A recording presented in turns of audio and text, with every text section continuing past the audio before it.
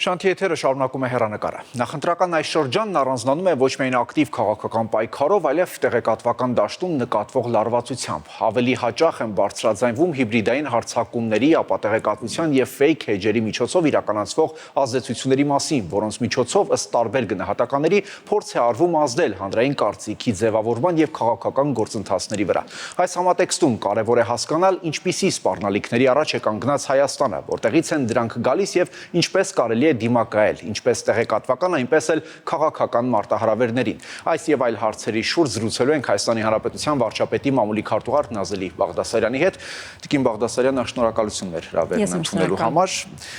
Նախընտրական այս շրջանում ավելի հաճախ են խոսվում հիբրիդային հարձակումների մասին, հապատեղեկատվության եւ ֆեյք էջերի ակտիվացման մասին, ինչ հիմնական դրսևորումներ ունեն այդ երևույթները։ Իրականում տեսեք, հիբրիդային սպառնալիքները նոր երևույթ չեն մեր իրականությանը, մասնավորապես Հայաստանի Հանրապետությունը առերեսվել է հիբրիդային հարձակումներին, ինչպես 44-օրյա պատերազմի ընթացքում, այդպես էլ 21 թվականի նախընտրական շրջանում եւ այդպես այդ պերմանենտ ցիկլում եղել է, բայց իհարկե պարբերաբար հատկապես կարևոր իրադարձությունների նախաշեմին հիբրիդային սպառնալիքների մասնավորապես ապատեղեկատվության տարածումը հասնում է ահագնացող թվերի, ինչի ականատեսը մենք լինում ենք այս օրերին։ Ինչու եմ նման հստակ պնդում անում, որովհետև մենք մեր ուսումնասիրությունը ունենք առնվազն արդեն 1 տարվա կտրվածքով 2025 թվականի մայիսից մինչև արդեն մենք հատում ենք ապրիլի 30-ը վաղը եւ մենք ինչ ենք արձանագրում, որ այս 1 տարվա ընթացքում եթե նախորդող 11 ամիսներին ունեինք որոշակի թվով հիբրիդային հարձակումների ապատեղեկատվական արշավներ, ապա այս 1 ամսվա ընթացքում նախորդ 11 ամիսների ցուցանիշը կրկնվել է։ Այսինքն 11 ամիսների ընթացքում ունենք 62 դեպք եւ ընդամենը այս 1 ամսվա ընթացքում այդ դեպքերը նույն քանակով են։ Նախընտրական շրջանով է պայմանավորված։ Նախընտրական շրջանով եւ բնականաբար այդ տեմպերը, նարատիվները, ապատեղեկատվական եւ մանիպուլատիվ արշավները կրում են շատ թիրախային բնույթ։ Թիրախավորում են շատ հաճախ ոչ միայն պաշտոնատար անձինք, այլ թիրախավորում են արժեքներն ու հանրությունը ու մասնավորապես մեր հանրության վստահությունը։ Դա է հիմնական թիրախը։ Տիկին Բաղդասարյան, ձեր ուսումնասիրություններն ինչ են ցույց տալիս։ Այդ հիբրիդային հարձակումները հիմնականում տեղի են ունենում անձանց կողմից, կազմակերպությունների, թե այդ թվում նաև պետությունների կողմից եւ որոնք են դրանց նպատակը ազդեցություն ունենալ Հայաստանի ներքաղաքական կյանքի վրա, հատկապես որ դուք էլ ընդգծեցիք, որ այս 1 ամսվա ընթացքում ավելի շատ են ակտիվացել դրանք։ Տեսեք, ապատեղեկատվական արշավները, այլ կերպ ասած FIMI-ն, foreign manipulation, այսինքն արտաքին միջամտությամբ ներգործություն։ Հիմնական նպատակը այն է, որ ապատեղեկատվական արշավներով եւ նարատիվներով ներգործություն ունենալ այս կամ այն երկրի ներքին կյանքին։ Եվ սա խնդիր է, որին առերեսվում է ոչ միայն Հայաստանը, նախորդի ժամանակահատվածում, ընդամենը նախորդ ամսվա ընթացքում նույնպիսի արշավներ կային Հունգարիայում, դրա նախորդող շրջանում Մոլդովայում, Ռումինիայում եւ ընդհանուր առմամբ պետք է նկատենք, որ բոլոր պետություններն այսօր հստակորեն առերեսվում են հիբրիդային սպառնալիքներին ու ապատեղեկատվությունը բավականին ճկուն դիրքավորվում է։ Ինչպես ես կարողացա նշել, ապատեղեկատվական արշավների թիրախները եւ մոտեցումներն են փոփոխվել։ Եթե նախորդող շրջանում հիմնականում կեղծ լուրերի պաշարը այնպիսին էր, որ անհեթեթությունների ժանրից էր, շատ հաճախ նույնիսկ հերկման անհրաժեշտություն չէր առաջանում, հիմա ինչ են անում, վերցնում են մեկ դեպք, որը իրական հիմք ունի եւ փորձում են այդ լուրը կեղծել, մանիպուլացնել եւ ստանալ ինչ-որ պատում, որը կարող է հանրային կարծիքի, հանրային վստահության եւ համոզմունքների վրա ներգործություն ունենալ։ Այստեղ է, որ հիմնական բարդությունն է առաջանում, որովհետեւ հատկապես վերցնում են զգայուն թեմաներ, հասարակության համար նուրբ թեմաներ եւ հասարակության թիրախները դարձնում են խոցելի խմբերին։ Կարող ենք օրինակով, ամենաթարմ օրինակով կոնկրետացնել, օրինակ թե վերջի օրինակը որն է, որին առնչվել է։ Ինչպես գիտեք, շահարկվում էր, որ սահմանազատման գործընթացի արդյունքում փոխանցվելու է Ջիլիզա գյուղը։ հստակ հիբրիդային սպառնալիքի դասական դրսևորում էր, ապատեղեկատվական մանիպուլատիվ արշավ, որի հիմքում ինչ էր, պարոն վարչապետը սահմանապահ զորքերի օրը խոսել է ընդհանրապես սահմանազատման մասին, արձանագրելով եւ Ադրբեջանի հետ սահմանազատումը եւ Վրաստանի։ Եվ այդտեղից արդեն մանիպուլյացիան շարունակվել է, եկել է նաեւ հայաստանյան դաշտ, մեր ոչ բարեխիղճ լրատվամիջոցները իրար հերթ չտալով սկսել են այդ լուրը տարածել մինչև հերքումը։ Հերքումից հետո արդեն ալիքը մեղմվել է եւ ինչպես հայաստանյան լրատվական դաշտում, այդպես էլ օտար մամուլում այդ հոդվածները կամ հեռացվել են, կամ պիտակավորվել են կոնկրետ մետայի կողմից X հարթակում եւ մենք ունենք իրավիճակ, երբ ապատեղեկատվությունը ժամ առ ժամ դառնում է յուրաքանչյուրի ուղեկիցը, որն է մեր խնդիրը, այսինքն որպես քաղաքացի ստուգել այդ լուրը մի քանի վստահելի հարթակներից, ստուգել փաստերի ստուգման գործիքներով։ Ինչպես գիտեք, վերջերս Հայաստանի կառավարությունը ներկայացրեց մեկ գործիք, այո, հանրային կապերի եւ տեղեկատվության կենտրոնը ստուգել EM կայքն է թողարկել, որտեղ կարելի է ստուգել ցանկացած տեղեկատվություն, եթե դրա ճիշտ կամ կեղծ լինելու մասին կարծիք ունենք։ Եվ պատասխանատվություն դրսևորել, որովհետեւ մեր օրերում վստահորեն կարող եմ ասել, որ ապատեղեկատվությունը դա ազգային անվտանգության սպառնալիք է եւ խնդրին պետք է մոտենալ հենց այդ տեսանկյունից։ Իսկ այդ թելերը որտեղ են տանում։ Օրինակ այս վերջի օրինակով եթե դիտարկենք, որ երկիր են տանում այդ թելերը եւ որ հարթակներն են ամենախոցելին։ Տեսեք, երկրների մասին ասել աշխարհագրությունը շատ բարդ է։ Կարող է դոմեյնը գրանցված լինի ցանկացած երկրում, ցանկացած եվրոպական երկրում։ Ունենք ապատեղեկատվական արշավներ, որոնք տարածվում են ֆրանսիական դոմեյններով, որոնք տարածվում են վրացական դոմեյներով, ռուսական դոմեյներով։ Այսինքն աշխարհագրությունը եւ ներկայիս տեխնոլոգիաները թույլ են տալիս աշխարհի ցանկացած ծայրից դա տարածել։ Հիմնական տարածման երկու աղբյուրները դա X հարթակն է, ինչպես նշեցի, եւ Telegram-յան ալիքները։ Այսինքն սկզբնաղբյուրը հանդիսանում է սոցիալական այս երկու ցանցերը։ Ունենք դեպքեր նաեւ, երբ որ հայելային կեղծ կայքեր են ստեղծվում, որևէ հայտնի միջազգային լրատվամիջոցը մեկ տարի փոփոխությամբ տարածում է այդ լուրը։ Այդ կայքերը սնկերի պես աճում են եւ սնկերի պես մարում են։ Շատ դեպքերում ես օրինակ հանդիպում եմ այսպիսի կարծիքի, թե ինչ է կանթատ հերքում։ Իրենց պատասխանատվության ենթարկեք։ Ինչպես պատասխանատվության ենթարկես մեկ կայքի, որը այլ երկրի այլ դոմեյնում է գրանցված եւ գործում է, ծնվում է եւ անհետանում է ընդամենը 2 օրվա ընթացքում։ Այսինքն հետագծելիության խնդիր կա։ Ինչ ենք մենք անում, օրինակ X հարթակում կամ Telegram-յան ալիքում մենք փորձում ենք այդ տեղեկատվական ալիքները բոտային ցանցերը արգելափակել։ Հիմնական բոտային երկու ցանց կա, որ աշխատում է Հայաստանի Հանրապետության դեմ, դա Matryoshka կոչվող հայտնի ցանցն է եւ Storm 15-16-ը։ Իդեպ հենց այսօր մեր գործընկերները Bloomberg ամսագրից, որոնց հետ ունենք լավ համագործակցություն,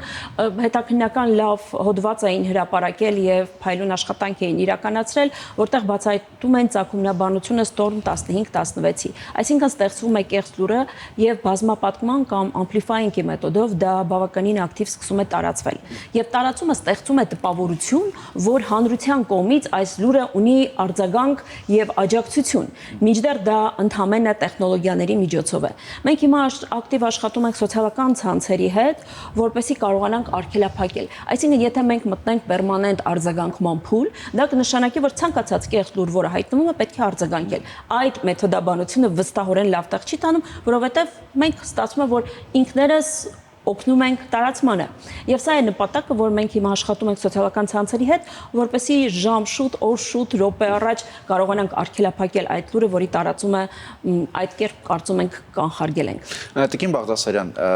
մեր հասարակության շրջանում, որքանով որ ինքս էլ շատ առնչվում եմ այդ կարծիքներին, երբ որ խոսում է հիբրիդային հարձակում եւ այլն, այսպես գալիս են երկրների օրինակ, ասում են կա Ռուսաստանից է ավելի շատ, Ադրբեջանից գուցե լինի, Թուրքիայից, որքանով են այդ գնահատականները օբյեկտիվ է դեպքում, դուք կարող եք սա մեկնաբանել։ Իրականում տեսեք, աշխարհագրությունը, ինչպես նշեցի, բավականին ընդգրկումն է։ Այո, ձեր նշած երկրների ցանկից շատերը իրականում ապատեղեկատվական արշավներ տարածում են եւ որոշակի բաց աղբյուրներում լրագրողական հետաքննությունները նույնպես վկայում են այս մասին, բայց այս դեպքում Հայաստանի Հանրապետությունը որպես ինքնիշխան հանրապետություն կարևոր մեկ խնդիր ունի։ Ցանկացած արտաքին միջամտություն տեղեկատվական մեզ համար foreign manipulation է, այսինքն երկիրը բնավ կապ չունի ցանկացած ներգործություն, որը կարող է միջամտություն ունենալ ներքին կյանքին, որը կարող է ազդեցություն ունենալ հանրային կարծիքի ձևավորման, այս դեպքում օրինակ առաջիկայում ընտրություն ունենք, ընտրությունների կամարտայթման վրա մեզ համար դա սպառնալիք է եւ ինչպես նշեցի, ազգային անվտանգության խնդիր։ Այս ոլորտում Հայաստանն ունի միջազգային համագործակցություն հատկապես վերջին շրջանում Եվրամիության հետ, ինչպես է միջազգային գործընկերների աջակցությունը դրսևորվում եւ նաեւ կարծում եմ դուք գիտեք ձեր դիմախոսների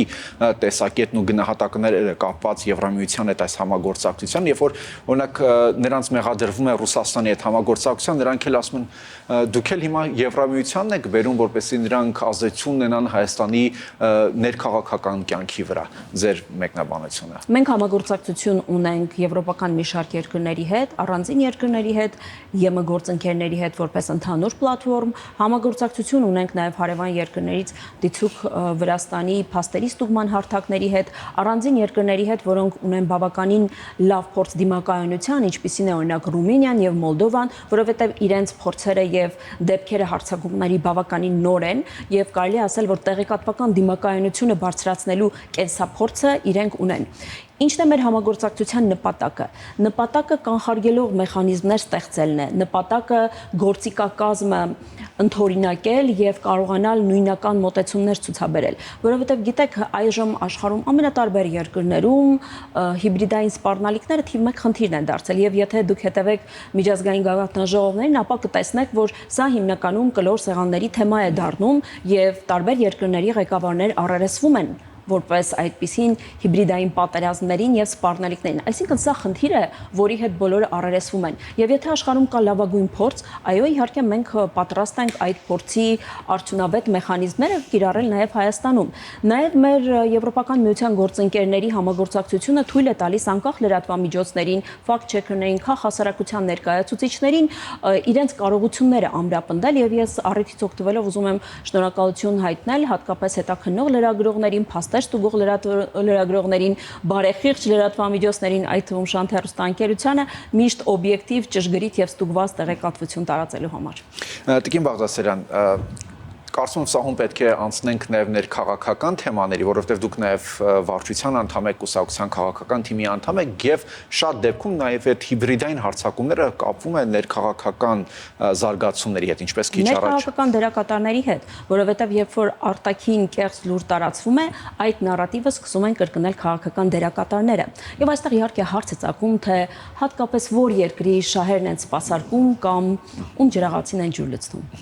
Ընդդիմությունն ունի վստահություն, որ հունիսի 7-ից հետո վարչապետը լինելու է իրենց շարքերից։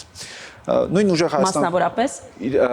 գանք դրան։ Ուժեղ Հայաստան կուսակցությունն ասում այդ մարդը լինելու է Սամվել Կարապետյանը եւ որ Գագիկ Ծառուկյանն ու Ռոբերտ Քոչարյանն էլ հայտարարել են կտան իրենց ձայները ամենաշատ քվե ստացած քաղաքական ուժին եւ ուժեղ Հայաստանը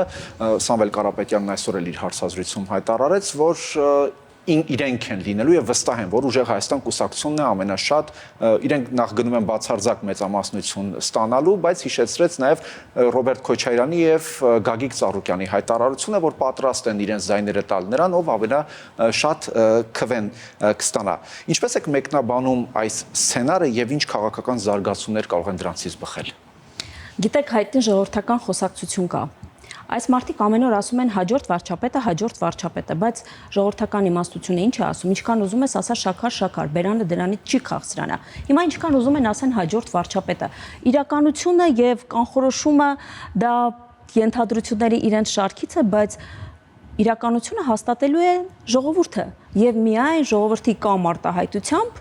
Պարզ կլինի, թե ինչպիսին է լինելու հունիսի 8-ի առավոտը։ Իրենք հիմա կանխատեսումներ են անում եւ ես շնորհակալ եմ, որ բավականին բաց են գործում ի տարբերություն Գյումրու զարգացումների, այո, իրենք ասում են, որ իրենք միավորվելու են դրա համար, մենք ասում ենք պատերազմի եռագլուխ կուսակցությունը, որոնց նպատակը մեկն է՝ խաթարել խաղաղությունը, խաթարել խաղաղության պայմանագրի նախաստորագրման սահմանված այն իրողությունը, որը ունենք եւ բերել պատերազմ։ Այսինքն սա աներկբա է եւ իրենց մոտեցումները այլևս քողարկված չեն եւ հանրությունը շատ པարզ տեսքով տեսնում է թե ուր են տանում իրենց քայլերը, ինչ նպատակներ են իրանք հետապնդում եւ որ երկրների շահերին են ծառայում։ Տեսեք, միշտ դուք ասում եք, որ սեպտեմբերին կլինի պատերազմ, եթե ընդդիմադիր այդ կոնկրետ ուժերից որևէ մեկը Կներեք, ես չեմ ասում, դա իրենք են ասում։ Չէ, ձեր մասին չէ, խոսքը ընդհանուր ձեր յուրաքանչյուրը քաղաքական ասում են, որ գալու են եւ վերանայելու են խաղաղության պայմանագիրը։ Դա իրենց խոսքերն են։ Իրենք ասում են մեկ կողմից Կարապետյան Նարեկ ասում է, որ մենք Թրամփի ուղու հետ խնդիր չունենք, երկրորդ օրը մեկ այլ հարցազրույցում ասում է Հայաստանի իշխանությունները Սյունիքով ճանապարհ են տվել։ Հիմա կարող են իրենք լրջանալ։ Մեկ օր ասում է հարցազրույցում, որ գիտեք, Արցախը Հայաստանից անջատ է եղել եւ մենք որևէ պահանջ չունենք։ Հաջորդ օրը ասում է մեր հայրենիքի 30%-ը զիջել են։ Սա խոսում է քաղաքական հասունության բացակայության, իսպար բացակայության մասին։ Ես Պարզապես խորհուրդ կտամ երբեմն իրենց բառամթերքին առնվազն հետևեն։ Այսօր ասվել է հարցազրույցում, որ գերտերությունների երաշխավորությամբ է լինելու խաղաղություն եւ սեպտեմբերին չի լինելու պատերազմ, որովհետեւ սեպտեմբերին չի լինելու Նիկոլ Փաշինյանը։ Եվ վերջում ասել են ազնիվ խոսք։ Այսինքն քաղաքական մոտեցումներն ու քաղաքական խոսույթը որևէ կերպ պետք է ամրապնդված լինի գործողությամբ։ Ես իրենց քաղաքական խոսույթից լսում եմ միայն բաժակաճառ, որի հետևում որևէ փաստ, որևէ հանգամանք, որևէ գործնական քայլ չկա։ Եվ զուտ այդ բաժակաճառերի կրկնությունը չի կարող հանրության մոտ վստահություն առաջացնել, ինչն էլ մենք տեսնում ենք։ Մենք նաև տեսնում ենք, որ հենց այսօր պարոն վարչապետը այցելություն է ունեցել Գեղարքունիքի մարզ եւ պարզ կերպով ուղիղ եթերում դուք տեսել եք մարդկանց վերաբերմունքը։ Մենք խոսում ենք փաստերով, իսկ իրենք Տիկին Բաղդասարյան, Եվս մեկ հարց ներքաղաքական իրավիճակից, որը որ վերջին օրերին հատկապես դարձյալ ուժեղ Հայաստանի կողմից շատ է քննարկվում։ Տեսեք, այսօր եւս դարձյալ այդ ընդգծումն արվեց, որ իրենք գալու են եւ ստեղծելու են 300,000 աշխատատեղ, իսկ Նիկոլ Փաշինյանը մենք այդ աշխատատեղերը ստեղծել ենք 2018-ից։ Նիկոլ Փաշինյանը շատ լավ։ Հիմա ես իրենց մեջբերումն ամբողջությամբ ներկայացնեմ, իսկ Նիկոլ Փաշինյանը 300,000 ադրբեջանցի է պատրաստվում բերել Հայաստան, այստեղ հիշեցնում են Գուրգեն Մարգարյանի հետ տեղի ունեցած ողբերգական միջադեպ, ասում են այդ 300,000-ը, որ եկան Հայաստան, պետք է գնան Հայաստանի բանակ ծառայեն եւ այսպես մի շարք թվարկումներ։ Խնդրեմ։ Բնականաբար այն ամենը, ինչ իրենք ասում են, դա այն կեղծ թեզերն է, որը վստահաբար որպես հմուտ լրագրող կհիշեք, որ կային մինչ օգոստոսի 8-ի կնքվելիք պայմանագիրը, երբ որ ասում են խաղաղության պայմանագրում կետ պետք է լինի, որը կերաշխավորի ադրբեջանցիների 300,000 ադրբեջանցու մուտքը Հայաստան։ Պայմանագիրը հրապարակվեց, գործընթացը թափանցիկ էր, որևէ կետ չկար։ Այսինքն իրենց ասած կեղծ այդ տեղեկատվության հիմքը ո՞րն է, եւ եթե հիշեք, նախորդիվ ժամանակահատվածում իրենց քույր կուսակցությունները,